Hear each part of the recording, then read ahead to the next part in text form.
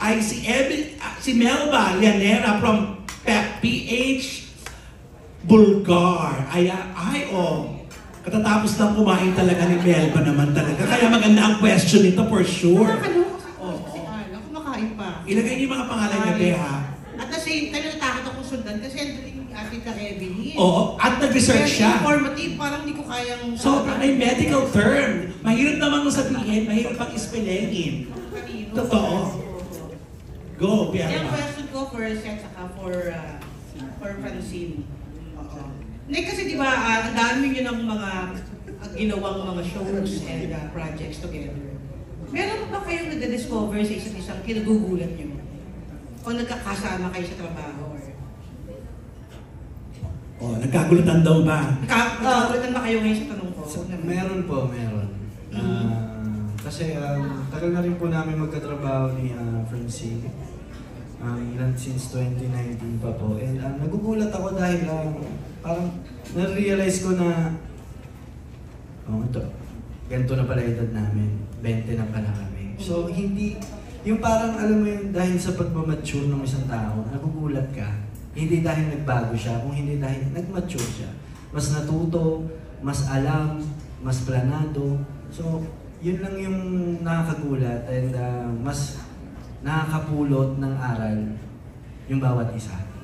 And yun yung mas mahalaga. Yung ibig sabihin na may progress na nangyayari. Merong self-investment na nangyayari sa bawat isa sa amin. So, yun lang yung nadi-discover ko na. Ikaw, Francine. Ang hirap sabihin. Hindi, joke lang. Paano ba? Kasi halos everyday kami nakikita since may extent yan ang ginagawa.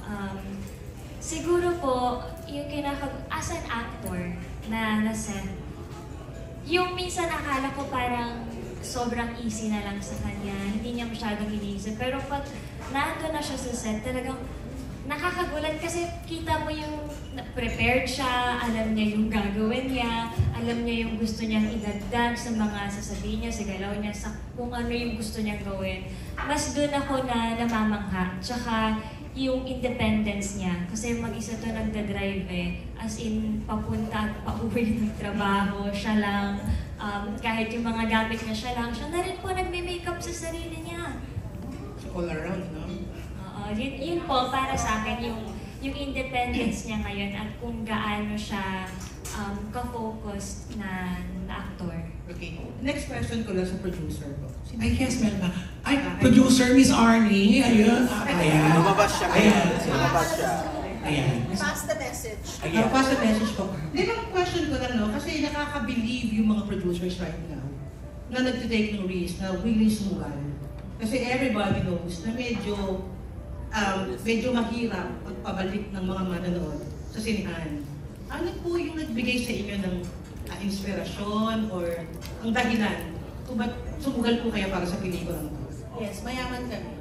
Bukod po sa alam ko po yun, ma'am. Sige, ma'am. Kakaibigan ko natin kayo. Nakita ko naman viable yung project. It's simple as that. Yun lang. Yun lang po yun. One-liner lang talaga. One-liner lang sa mukha, pero alam nyo na yun. Kahit sa personal, ganyan siya magsasagot. One-liner lang talaga. Oo. Maraming salamat po, Endo. Maraming salamat, Miss Producer. Thank you very much, Miss Melba.